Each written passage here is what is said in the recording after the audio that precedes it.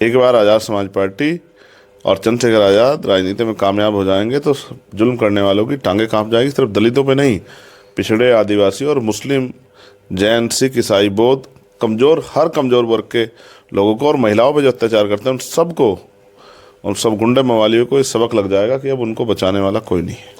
हाँ, जहाँ प्रोग्राम होता है मंच पे आप पूरा भावुक होकर बोलते हैं कि अगर हम 10 साल जी जाएंगे तो बहुजन समाज की आंखों में आंसू आने नहीं देंगे। मुझे राजनीतिक शक्ति की ताकत का एहसास है। जी। Political power is the master key. राजनीतिक शक्ति वो चाबी है जो आपकी, राजनीतिक सत्ता वो चाबी है जो आपकी सारी समस्या को हल कर देगी।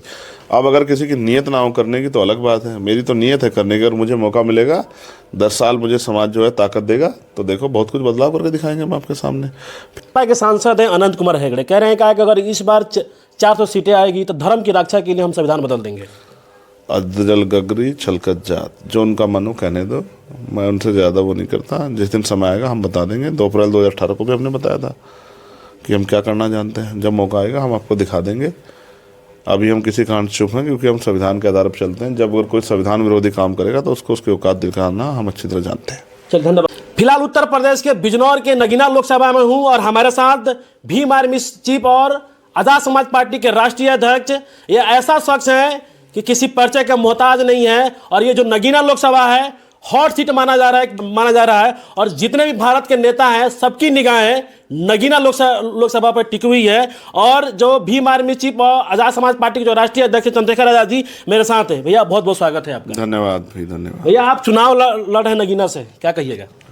देखिए, नगीना का ऐतिहासिक इतिहास है बिजनौर जिले का। इसने देश को बड़े बड़े नेता दिए जी। कई सेंटर के मिनिस्टर, कई चीफ मिनिस्टर, और पार्टी ने तय किया कि हमें नगीना का में चुनाव लड़ना चाहिए क्योंकि पिछले जिला पंचायत के चुनाव में पार्टी को बहुत बड़ा जनाधार यहाँ से मिला। जी। 1.5 लाख, 2.25 लाख से ज़्यादा वोट जो है जिला पंचायत के चुनाव में मिले। तो पार्टी ने तय किया कि सुरक्षित सीट है और हमें बहुत ध्यान रखना है भाजपा को किसी तरह फ़ायदा ना पहुँचे और हमारी भी आवाज़ पार्लियामेंट में चली जाए, इसलिए आपको चुनाव लड़ना चाहिए। पार्टी के निर्देश पर मैं यहाँ चुनाव लड़ने के लिए आया और पिछले 4 महीने से हम लोग यहाँ मेहनत कर रहे हैं। हमने हर बूथ की कमेटी बनाई है, सेक्टर कमेटियाँ बनाई है, विधानसभा कमेटी बनाई, सारी भाईचारा कमेटियाँ, किसान कमेटियाँ सब बनाई हैं और एक बड़ा जनाधार हमने यहाँ तैयार किया है और उसका फ़ायदा भी आने वाले चुनाव में, लोकसभा चुनाव में आज़ाद समाज पार्टी को मिलेगा। सर, विजन क्या रहेगा भैया?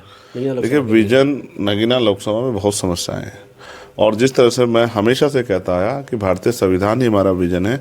संविधान के आधार पर सभी जाति धर्मों के लोगों को स्वाभिमान सम्मान का जीवन मिले और जो बुनियादी सुविधाएं हर व्यक्ति तक पहुंचे। जो गरीब, कमज़ोर किसान परिवार के बच्चे, उनको नौकरी, रोजगार, उद्योग धंधों में जो है हिस्सेदारी मिले और उनको अच्छी स्कूल में पढ़ाई और अच्छे इलाज की व्यवस्थाएँ मिले। बहन बेटियों का सम्मान हो, बहन बेटियों के सशक्तिकरण के लिए, उनकी सुरक्षा के लिए आवाज़ उठे। वो तमाम मुद्दे जिनसे लोगों की ज़िंदगी में खुशहाली है, वही हमारा विजन है। भैया, आए दिन पूरे देश में पूरा दलितों पर शोषण अत्याचार हो रहा है, इसके लिए क्या कहिएगा? कब तक मतलब होता रहेगा शोषण? ये तब तक होता रहेगा जब तक चंद्रशेखर आज़ाद और आज़ाद समाज पार्टी राजनीति में कामयाब नहीं होगी। एक बार आज़ाद समाज पार्टी और चंद्रशेखर आज़ाद राजनीति में कामयाब हो जाएंगे तो जुल्म करने वालों की टांगें कांप जाएगी। सिर्फ दलितों पर नहीं, पिछड़े, आदिवासी और मुस्लिम, जैन, सिख, ईसाई, बौद्ध, कमज़ोर, हर कमज़ोर वर्ग के लोगों को और महिलाओं पर जो अत्याचार करते हैं उन सबको, उन सब गुंडे मवालियों को इस सबक लग जाएगा कि अब उनको बचाने वाला कोई नहीं है।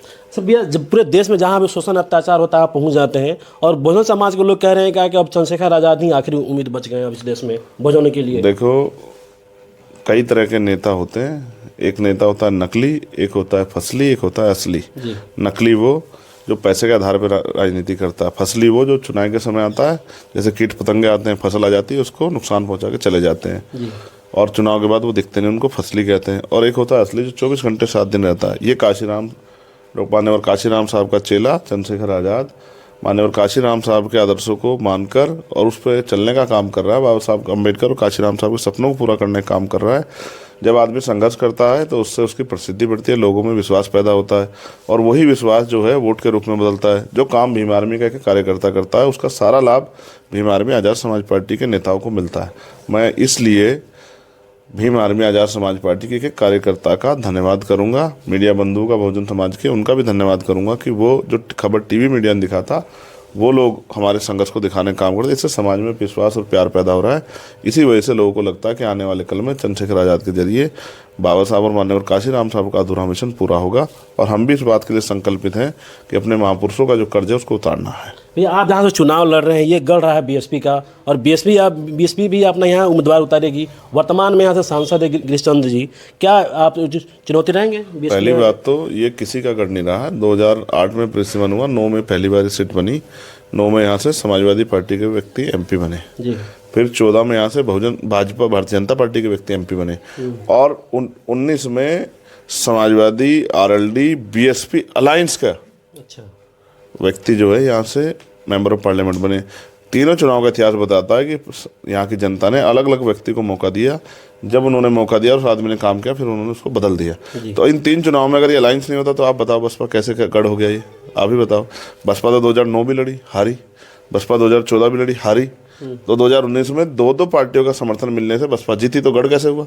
और फिर अगर गढ़ी देखना है तो आप देखो कि आज़ाद समाज पार्टी और भीम आर्मी के लोग जो मेहनत की है, क्षेत्र में जाकर देखो तो आपको पता रहेगा कि उनकी मेहनत की वजह से आज आज़ाद समाज पार्टी का एक बहुत बड़ा जनाधार खड़ा हुआ है, जो आज़ाद समाज पार्टी की रैलियों में भी दिखाई देता है, जहाँ आदमी अपने पैसे से ट्रैक्टर और छोटी गाड़ी और मोटरसाइकिल और ई-रिक्शा और तमाम तरह के ऑटो में बैठ के और कड़ी धूप में जो है रैली को सफल बनाने आता है। अपने गाँव में टेंट लगा के प्रचार करता है, प्रचार करने वालों को पैसा देता है, खाना भी खिलाता है और उनको सोने की जगह भी देता है। ये प्यार अगर देखना हो तो आप नगीना लोकसभा में जाकर देखो। ये भीम आर्मी के एक कार्यकर्ता और आज़ाद समाज पार्टी के कार्यकर्ता की मेहनत से संभव हुआ है। और फिर मैं आपको कह रहा हूँ, कोई चीज़ हमेशा किसी के साथ नहीं रहती। जो संघर्ष करेगा समाज उसी के साथ रहेगा। भैया जहाँ जहाँ प्रोग्राम होता है मंच पे आप पूरा भावुक होकर बोलते हैं कि अगर हम 10 साल जी जाएंगे तो बहुजन समाज की आंखों में आंसू आने नहीं देंगे। मुझे राजनीतिक शक्ति की ताकत का एहसास है।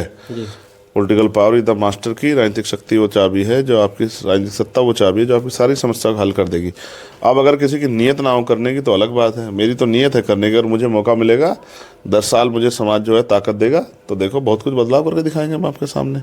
फिर मैं आपसे कह रहा हूँ, मैं वो कहता हूँ जो बाबा साहब अम्बेडकर कह गए, मैं वो कहता हूँ जो माननीय काशीराम साहब कह गए, मैं वो कहता हूँ जो हमारे महापुरुष कह के गए, सभी जाति धर्मों में जो महापुरुष पैदा हुए, दलित पिछड़ों में जो कह गए वही कहता हूँ। और मैं मानता हूँ कि गुरु किल्ली जिस दिन हमारे हाथ में आएगी उस दिन के बाद जुल्म जाति नहीं होगी, रोजगार के अवसर पैदा होंगे, गरीबों को रहने के लिए घर आवास मिलेंगे, बहन बेटियों के लिए कुटीर उद्योग मिलकर उनको रोजगार मिलेंगे। जो भी बुनियादी सुविधाएं हैं, चाहे राशन की हो या किसी और तरह की, उन सारी समस्याओं का हल होगा।